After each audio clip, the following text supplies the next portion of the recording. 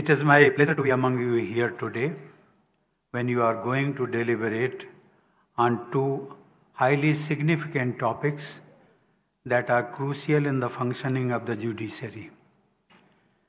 Equally, I am glad that this deliberation is going to take place at a site that commemorates the life and work of Sardar Vallabhbhai Patel, one of the greatest sons of India. Whenever I have visited the Statue of Unity, I feel the vibes of Sardar Patel's indomitable spirit of service to the nation.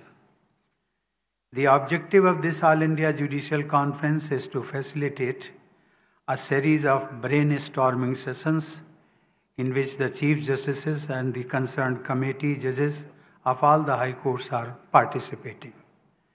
In other words, we have the best and the highest of the decision-making authorities from the justice delivery system of the country.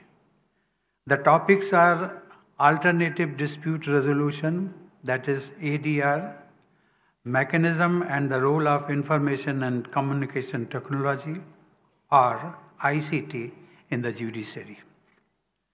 Ladies and gentlemen, as you know, during my earlier career, I had been associated with legal profession before turning to social service full-time.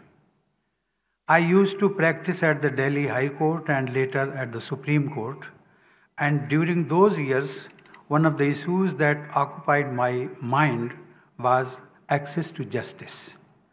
The word justice encompasses a lot, and it has rightly been stressed in the preamble of our Constitution. But do all people have equal access to justice?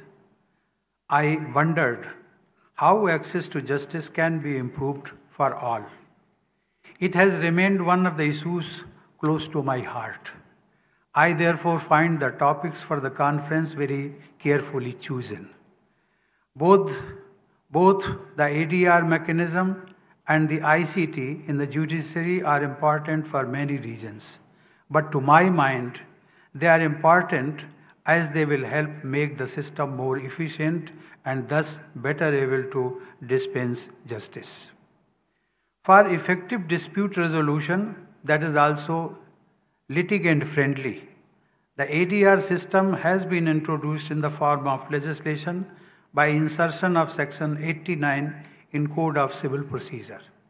ADR has many modes, including arbitration, mediation, conciliation, and negotiation, lok adalat, and judicial settlement.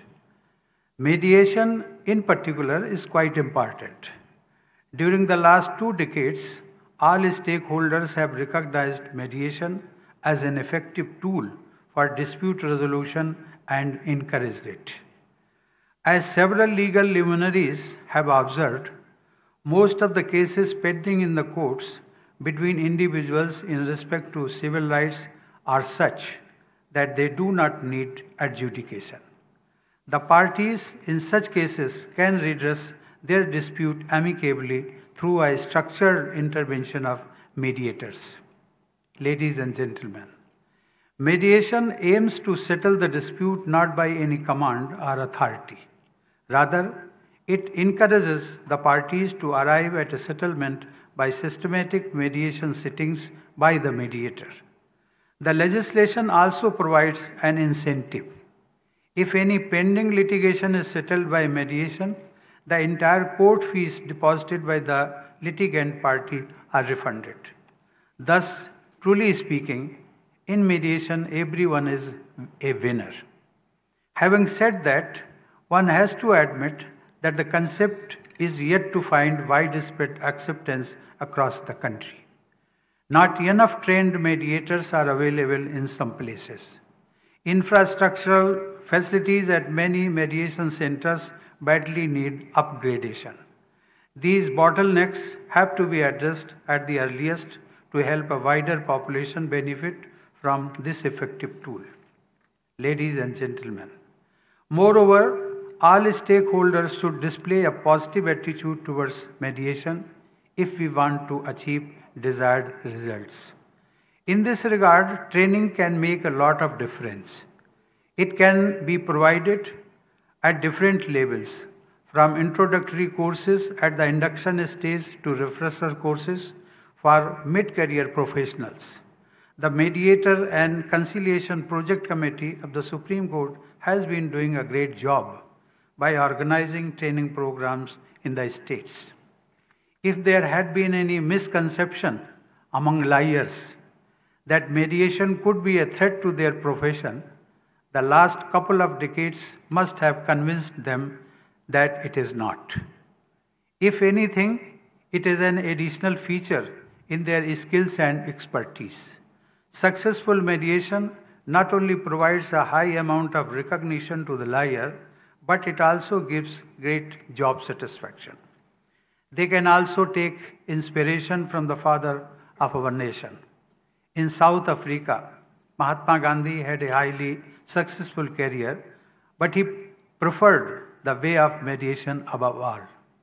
The first time he succeeded in bringing two parties to resolve their dispute, he felt, in his own words, he said, boundless joy. He wrote, and I quote, I had learned the true practice of law. I had learned to find out the better side of human nature and to enter men's hearts. I realized that the true function of a lawyer was to unite parties riven asunder.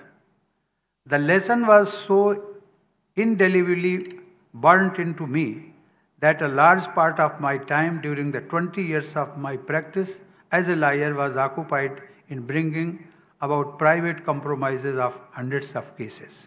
I lost nothing thereby, not even money, certainly not my soul. Unquote. Ladies and gentlemen, we all have passed through a very difficult crisis. The pandemic is not yet over, but hopefully we are beginning to have a glimpse of its end. Amid unprecedented human misery during the last 2 years or so, if there was a saving grace, it was from information and communication technology. ICT proved most helpful in maintaining essential activities and in keeping the wheels of the economy moving. Like remote working, remote learning helped avoid a break in education. In a way, the crisis has proved to be an opportunity for the digital revolution. The momentum has increased for the adoption of ICT to make public service delivery more efficient. At the peak of the crisis, we too had continued various functions at the Rashtrapati Bhavan with the support of technology. Dispensation of justice too was made possible with virtual hearings when physical gatherings had to be avoided. Ladies and gentlemen, even before the pandemic, the justice delivery system had benefited from the ICT to improve the quantity and quality of the services delivered to litigants and all stakeholders.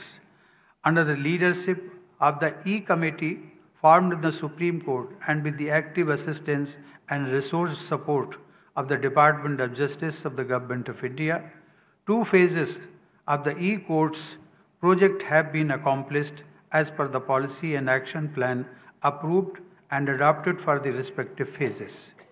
As a result, there is a smooth access to the statistics as published on the portal of the E-Courts. Thanks to the National Judicial Data Grid, a citizen can easily learn about the pendency and arrears of cases with details of year-wise pending and the oldest pending cases before the respective courts. In the similar manner, the computerization of courts has delivered immense benefits for each of the stakeholders. Several courts have made notable innovative advancements in using ICT to improve access to justice and its delivery. A number of high courts have started live streaming of court proceedings of their benches. I understand the Gujarat High Court has been the pioneer in this. Ladies and gentlemen, as with other public institutions, the judiciary too must have been facing several issues in shifting to the digital world. These are broadly known as change management, and they are part of the transformation. Those are the kind of issues the worthy members of the judiciary will be discussing over these 2 days. I gather there is a full working session devoted to the subject of future of technology in the judiciary. I would add that among many objectives of the switch to ICT, the topmost has to be the improvement of access to justice. What we are aiming at is not change for sake of change, but change for the sake of a better world. I am sure that this national conference will deliberate upon not only the great potential of both mediation and ICT in courts, but also how best to respond to the challenges along the way. I congratulate the Chief Justice of the High Court of Gujarat and his colleagues for organizing the national conference. As you discuss the finer topics, I am sure you will feel as if Sardar Patel is looking at you and inspiring you to always keep the nation, its citizens, and their interests in mind. My best wishes to you for fruitful deliberations. Thank you. Jai Hind.